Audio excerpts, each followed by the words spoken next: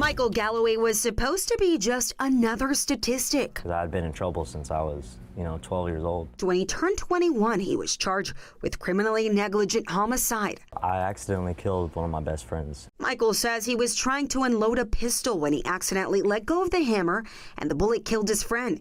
He was sentenced to 8 years in prison. I didn't feel like I was going to get out of there. But his whole life was changed 3 years before the end of his sentence. He was contacted to join a nonprofit called Prison Entrepreneurship. We use the vehicle of entrepreneurship to foster change in the prison population. Bryan Kelley, the CEO, says for 18 years his nonprofit has offered inmates in the state of Texas an opportunity for a fresh start while they're in prison. And along the way, they partner them with successful business people to help mentor them. Education be damned.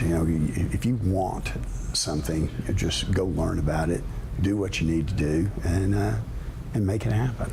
About 60% of the men in their program are violent offenders, with 40% of those having had a prior criminal history.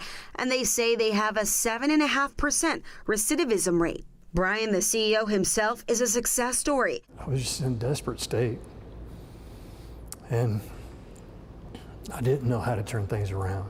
He was convicted with murder and served 22 years in prison. And although he knows it might be difficult for some of the victims' families to see them out of prison living their life, It's in everybody's best interest if somebody who has caused harm and hurt to redirect those energies. We want to stop that cycle of poverty and crime. We don't want to have our graduates reoffend. Something Mike says he doesn't take very lightly. One of the biggest things that I struggled with was that I knew that my friend was no longer here.